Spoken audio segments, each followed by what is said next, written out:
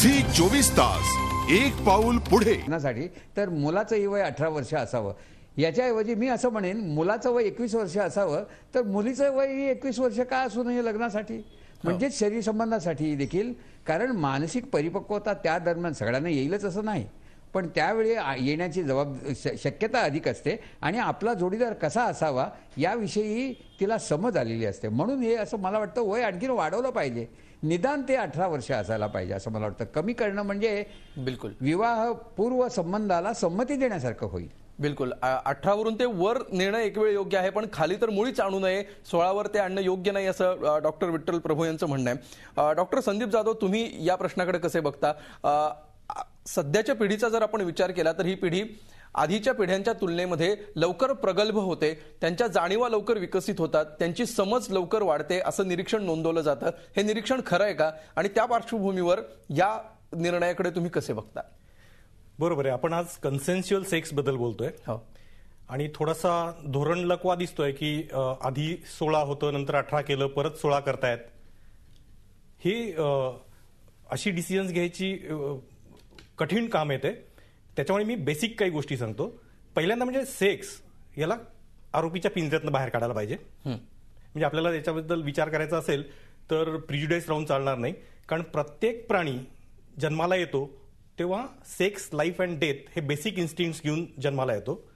प्राण्यांमध्ये आणि ह्युमन्समध्ये एक महत्वाचा फरक, हा जो बेसिक इन्स्टिंक्ट असतो तो जेव्हा परिपक्व होतो तेव्हा सोशली ऍक्सेप्टेबल मॅनरमध्ये तो बाहेर येतो.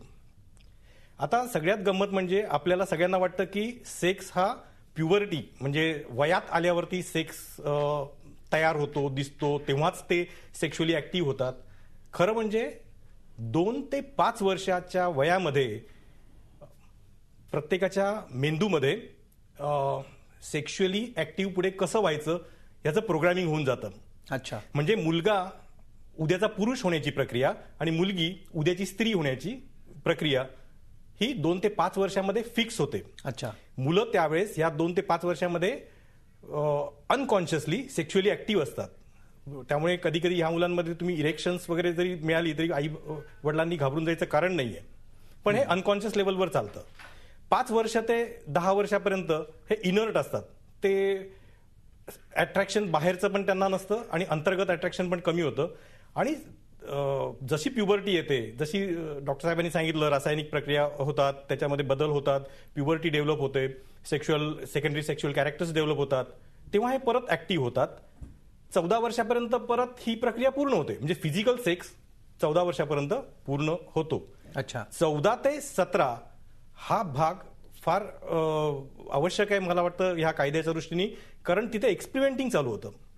14 ते 17 आणि तसं म्हणाल तर 2 ते 5 ह्याच्यामध्ये पण सेक्शुअल एक्सपेरिमेंटिंग असतं. लहान मुलांमध्ये त्या टाईपचे खेळ होतात. It's natural process. त्यामुळे नॅचरल प्रोसेसच्या जे वय आपण म्हणाल ते बेसिकली हे नेचरनी ठरवून दिलेलं आहे.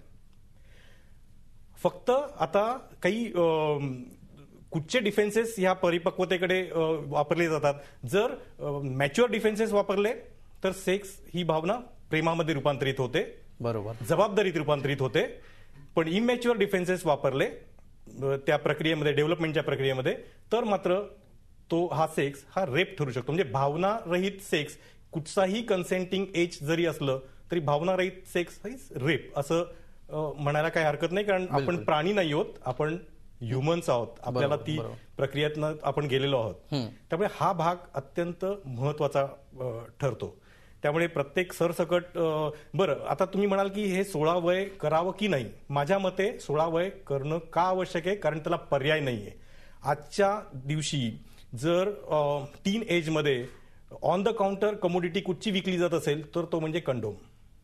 हे जर आपण ऍक्सेप्ट नाही केलं आज तर अंधारात राहिल्यासारखंच राहणार आहे. ते एक अट्रॅक्शन असतं म्हणूनच नाही, परंतु ती डेव्हलपमेंट आणि त्या दृष्टीने याला जागतिकीकरण, fast development, exposure to media. म्हणजे तुम्हाला असं म्हणायचं का की या वयोगटामध्ये मुलं आणि मुली असतील, साधारण 16 ते 18 या वयोगटातली मुलं मुली असतील, ते सेक्शुअली पूर्णपणे मॅच्युअर झालेली असतात फिजिकली आणि त्यांच्यामध्ये सेक्शुअल ऍक्टिव्हिटीज होत असतात.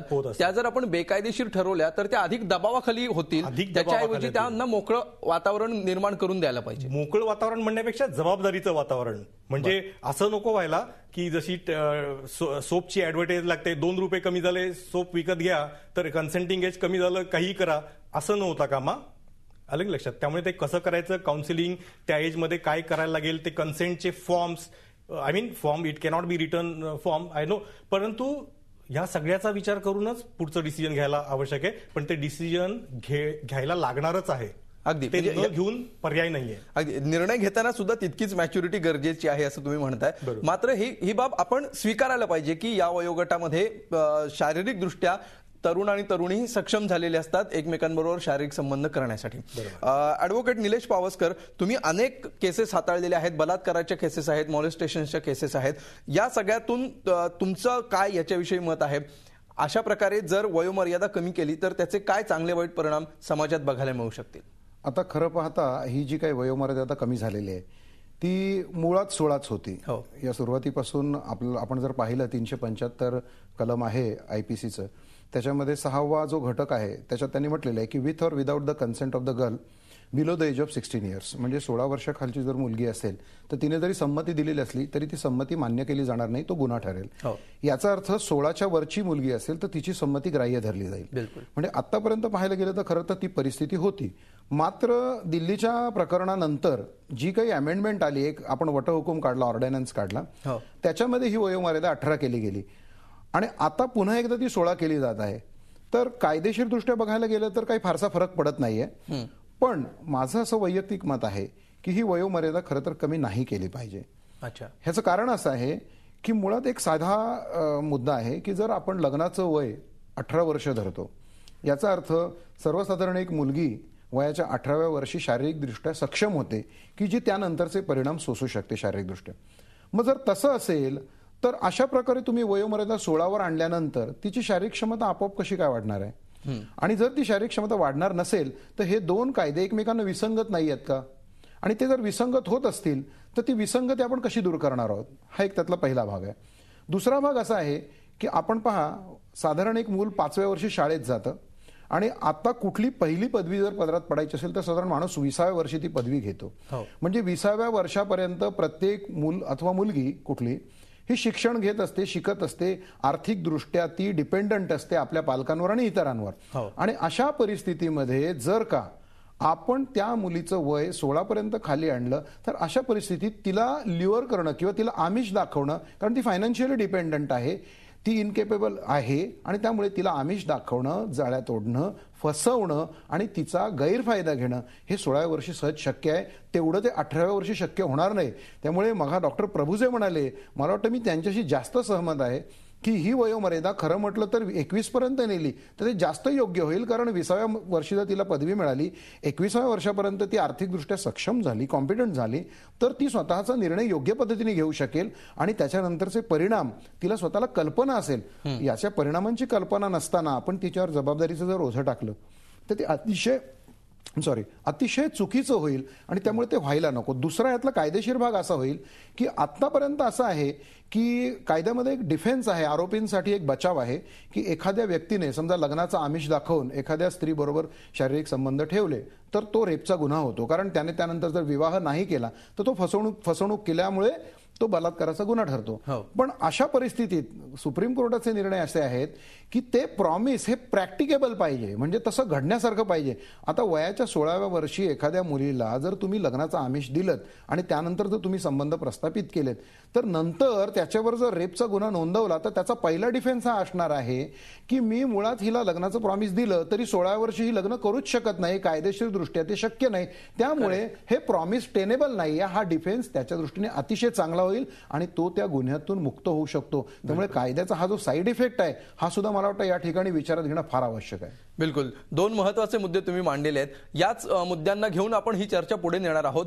16 आणि 18 हा केवळ 2 वर्षांचाच कालावधी आहे. या 2 वर्षांमध्ये असा नेमका काय फरक आहे की ज्याच्यावरून इतका प्रचंड मोठा वाद निर्माण व्हावा, याविषयी आपण बोलणार आहोत. आणि त्याचबरोबर बलात्काराचे खटले किंवा अत्याचाराच्या घटना ज्या आहेत त्या केवळ 16 ते 18 या वयोगटात घडत नाहीत, त्या सगळ्याच वयोगटामध्ये घडताना आपल्याला बघायला मिळतात. तर मग या वयोगटामध्ये जर ती नैसर्गिक भावना असेल तर त्याला वाट मोकळी करून द्याल का, याविषयी आपण बोलूया एका ब्रेक नंतर. झी 24 तास, एक पाऊल पुढे.